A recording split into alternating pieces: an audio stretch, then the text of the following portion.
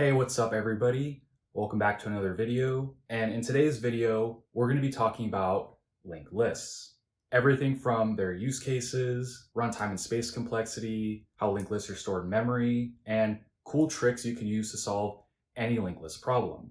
So if that sounds interesting to you, then stick around. So before we get into it, I just want to say that I'm trying a new style of video.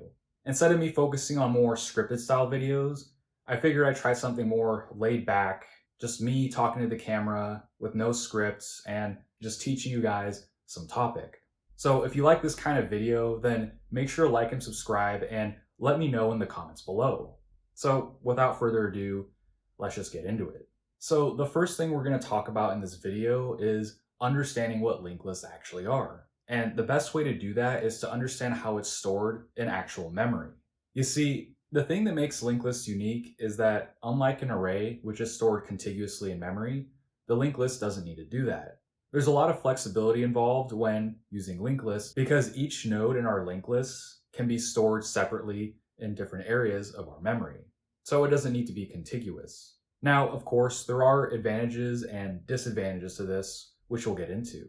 So let's first take a look at how we can visualize a linked list in memory. So as you can see right here, we have a linked list. This linked list has 3 nodes with a value of 1, 2, and 3 in each respective node. So how is this stored in memory? Well, as you can see, I have each node color-coded.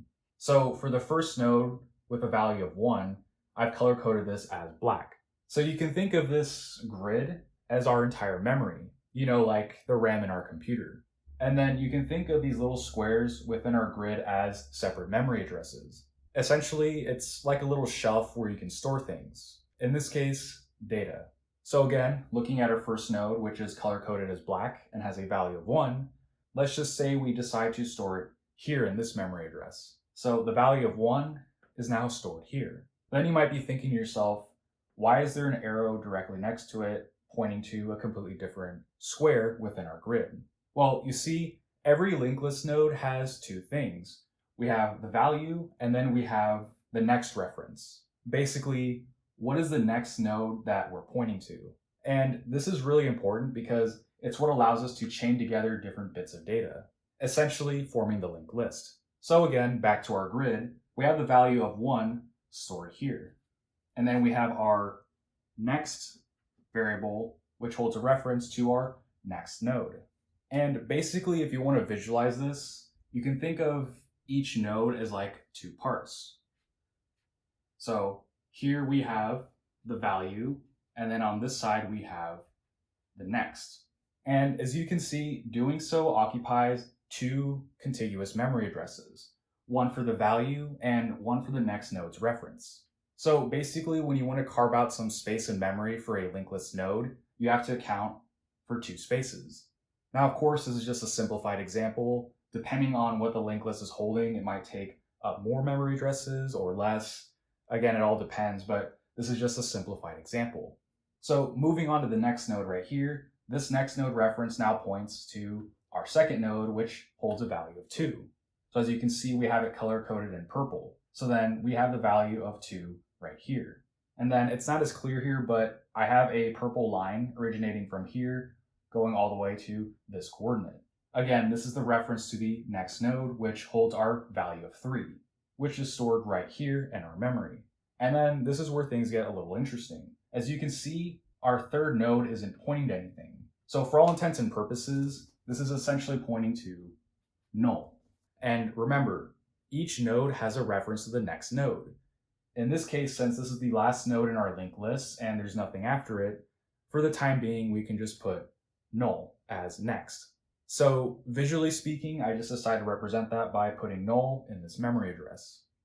But if we decided to add a 4th node, then we can update this by changing it from null to another reference pointing to, let's say, this memory address right here, and then we can repeat the process. An advantage of this is that we don't have to carve out huge contiguous portions in memory to be able to fit data within our linked list data structure. The downside, however, well, it's not really a downside, it's just something you have to be cognizant of when working with linked lists, but the downside is that you have to use a linked list in a certain way.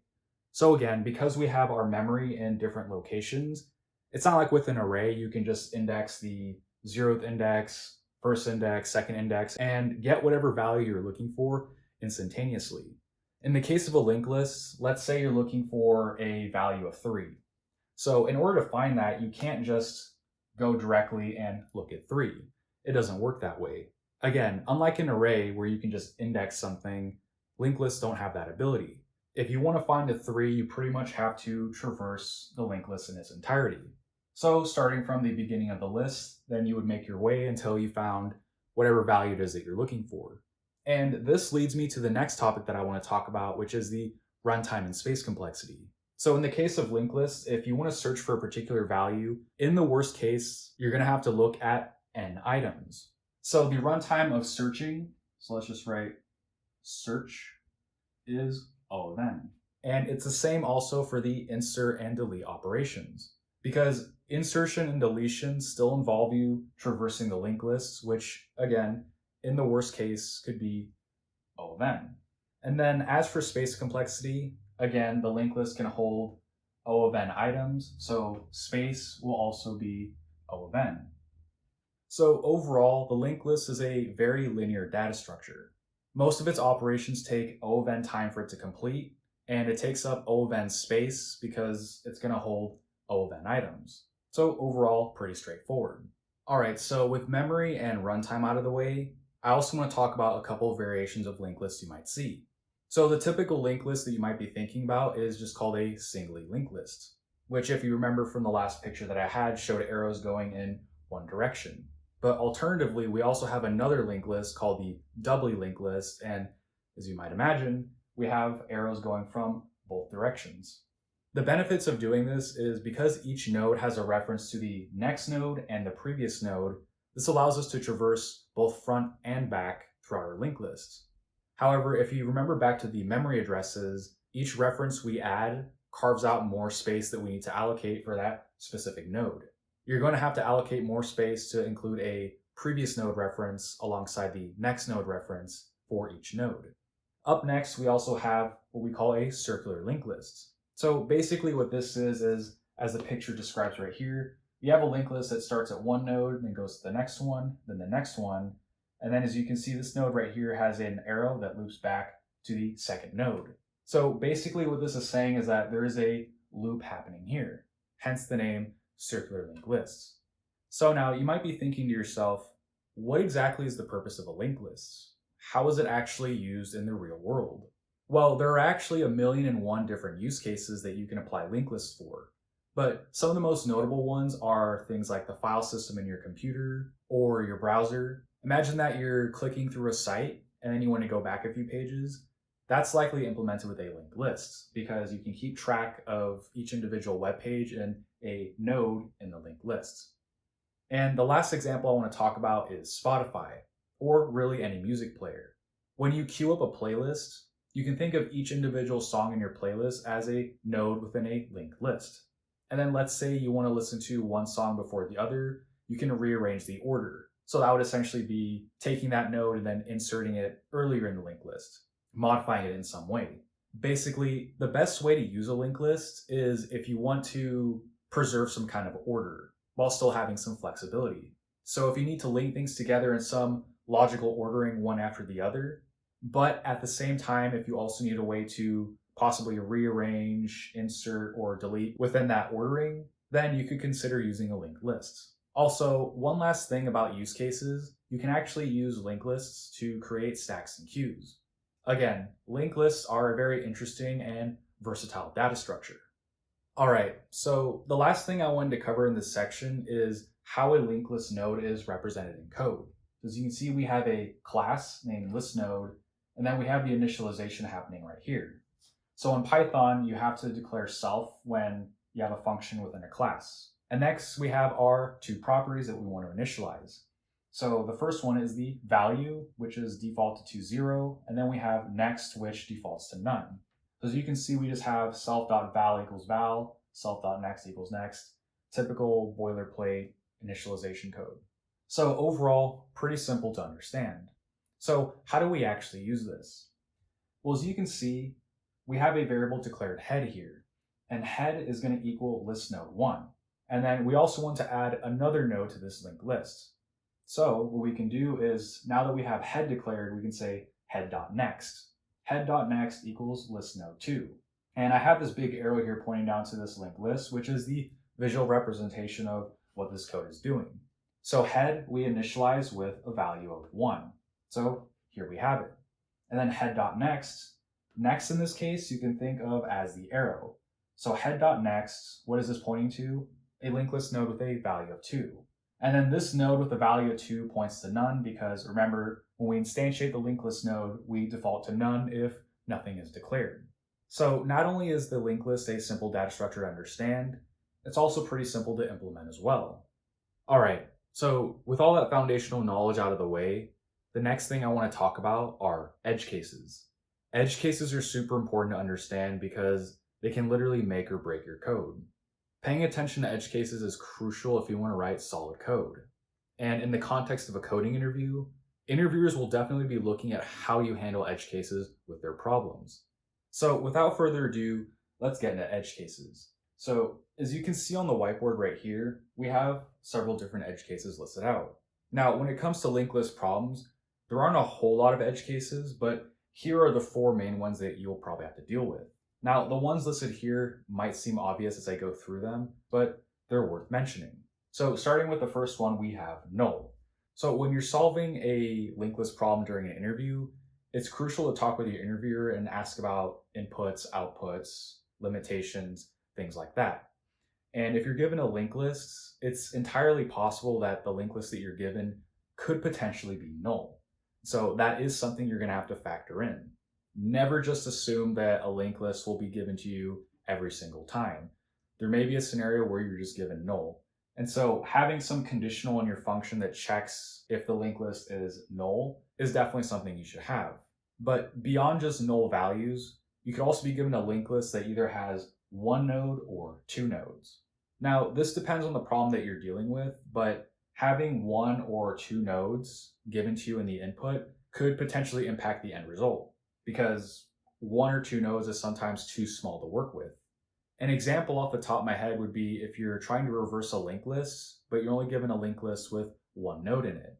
So in the case right here, obviously you can't really reverse that because it's going to be the same either way. So in the event that you're trying to reverse a linked list and you only have 1 node to reverse, then you could just return the node as is. So you'd have some early exit condition to just break out of the function. And again, this goes for a linked list of a smaller size of, let's say, 2. Generally, anything more than 2 is not worth writing some sort of edge case logic for. Just linked lists of size 1 and 2 are the most common. So make extra sure that when you're dealing with a linked list problem, that you always pay attention to the input and the possibility that you might get something of size 1 or 2. And the last edge case that I want to cover for this section is in the event that the linked list you're given contains a cycle, or in other words, is a circular linked list. Now, this should already look familiar to you because we did just cover this in the previous section, because all a cycle is a node pointing back to an existing node within the linked list. Now, to be fair, this isn't as common, but it's always worth asking your interviewer during the interview if the linked list could possibly contain cycles. Usually the answer is no, but you can never be too careful. All right, so we covered edge cases. Now I want to talk about the tricks that you can use to solve any linked list problem. Generally speaking, whether you're on LeetCode or in a coding interview, linked list problems generally share some commonalities. And after doing enough linked list problems, you start to see patterns amongst them. And there's really only a handful of patterns that you have to learn to basically be able to solve any linked list problem that you come across. So before I explain, let me erase the whiteboard. So if you watched my channel long enough, then you know I'm a huge fan of coding patterns. And if you think about it, every coding problem that you come across boils down to some pattern, and linked lists are no different. And basically, the trick to solving any linked list problem is just identifying these patterns. Once you're able to identify these patterns and understand how they work, then any linked list problem just becomes a game of figuring out which pattern suits the problem best and then applying it. And I would go so far as to say that once you figure out which pattern to use, you've already solved about 80% of the problem. So the goal for this section is to be able to identify those patterns. And the first pattern I want to talk about in this section is reversing a linked list. So as you can see on the board right here, I visualized a linked list reversal. As the name suggests, we have a regular linked list, 1, 2, 3, and then after undergoing the reversal process, it reverses and goes in the other direction. Again, the concept of reversal is super simple to understand, but the reason why I want to talk about this first is because this is the main pattern you have to understand. A lot of linked list problems are going to involve some sort of reversal, but even further, the thing that reversal teaches is how to manipulate a linked list node. Because in order to reverse a linked list, you're going to need to manipulate the node references to point in the opposite direction. And if you can learn to get good at that, then you pretty much have the foundational knowledge to solve the vast majority of linked list problems. Basically, every major operation you can think of on a linked list involves manipulating nodes in some way. If you want to insert something into a linked list, you have to traverse it, find where you want to insert the value, and then, again, manipulate the node references, which is basically what you're doing with the reversal process. Again, learning how the linked list reversal process works will help you understand and better implement any other operation that you want to perform on a linked list. And even further, one of the things about the reversal process is that you don't actually have to create a new linked list. This is very space efficient because everything is done in place. When it comes to linked lists, you almost never have to create extra space because it's a data structure where you can just manipulate it as is and work with what you have. So in terms of space complexity, it's very efficient. So now that we talked about the benefits of reversing a linked list, how does one actually do that? Well, it's not as complex as you might think. So as you can see right here, I have the entire linked list reversal process written in code. And I'm just going to do a quick rundown of how the process actually works. So starting with the first line, you can see right here we have prev and cur equals none and head. The thing that's cool about Python is that you can write all this on one line. But basically, if you don't understand what this is saying, is prev equals none and cur equals head. And head in this case just means the beginning of a linked list. So usually when you're given an input for a linked list during an interview or even in a LeetCode problem, usually it takes the form of head because you have to have a starting point somewhere. And so logically, the current node is going to be the very first in the list, the head node. So now that we have that out of the way, we enter into a while loop. So the while loop is basically just saying, as long as the current node is not empty or null, then we can continue with the logic. And so basically these 4 lines right here encompass the entire reversal process. So first I'll cover it here, and then I'll show how it works on the actual linked list drawing. So first things first, when we enter our while loop, we create a variable next node to store, well, the next node. But next up, for the current.next, we set that to prev. Prev in this case meaning previous. This is pretty much where the reversal takes place, because the current node's next reference is now pointing in reverse to the previous value. But we can't just stop there, because now that our current.next is pointing to the previous node actually needs to get updated. And so that's what this line does here. Previous is now current. And then finally, to end the entire reversal process, current is now updated to the next node. And as you can see, this is why we store next node in its own variable, because we want to save it for later so we can update the current node. This allows us to keep the process going until the entire linked list has been reversed. So now that we know how it works in code, let's see how it works in the drawing. So first things first, previous starts as none. So we'll just put prev right here. And I guess we'll put none right there. So previous starts off as none. And then we have to have our starting point, so I'll declare this as head.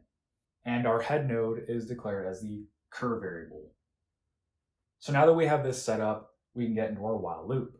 So as you can see, we're creating a variable called next node, and then we're assigning cur.next to it. But what is cur.next? Well, in the case of this drawing, you can think of cur.next as this arrow right here. This is the reference that points to the next node. But since we've established that the cur.next is this arrow right here, that makes this second line make a lot more sense. Because we're saying cur.next equals prev. So basically what that looks like is, I can just erase this here. And then you can imagine the arrow, instead of pointing to 2, it points to prev. Again, like I said earlier, this is where the reversal process takes place.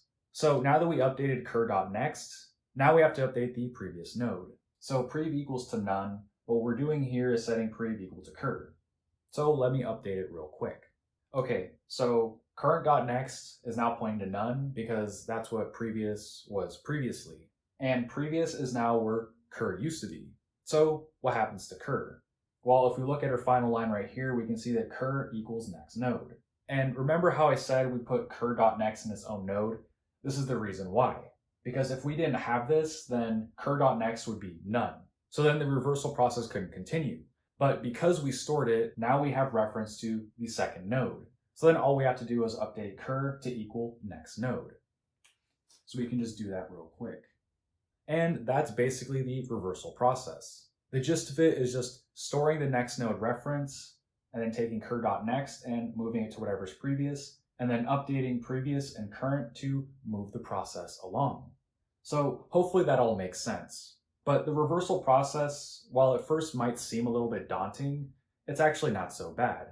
And again, like I was saying earlier, once you learn all this, manipulating linked lists becomes a lot easier, and just working on general logic in any linked list problem becomes a lot less daunting.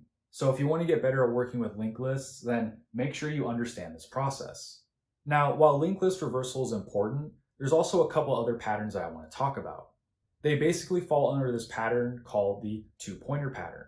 Now, the thing about the two-pointer pattern is that it's also used on arrays and strings. So it's a very versatile pattern that you can apply to a lot of linear data structures. But in the case of linked lists, it manifests in two different ways. The two most common ways you might see are the tortoise and hare variation and the fast-slow pointers. So let me erase all this and I'll show you how they work. All right, so as you can see, I have the tortoise and hare drawn out right here. And also, I want to make a quick disclaimer. So earlier I mentioned how we have tortoise and hare and fast-slow pointers. Well, they're actually kind of the same thing. Actually, they're basically the same thing. The only difference really is that tortoise and hare is in reference to something I believe called like the Floyd-Warshall algorithm or something like that. Basically, it's just an algorithm used for cycle detection.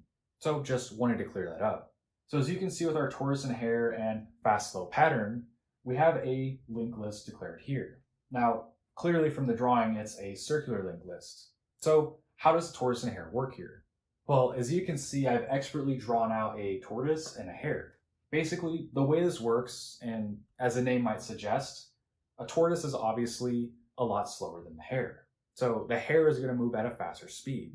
So the general logic behind this algorithm is that the tortoise is going to move one step while the hare moves two. And the reason why we want to do this is because if there is a cycle within a linked list, which in this case there is, at some point this tortoise and this hare are going to meet with each other. So given enough time, the tortoise is going to move along at its slow pace, and the hare is going to hop around, moving two spaces at a time. Eventually the tortoise and the hare will land on the same node.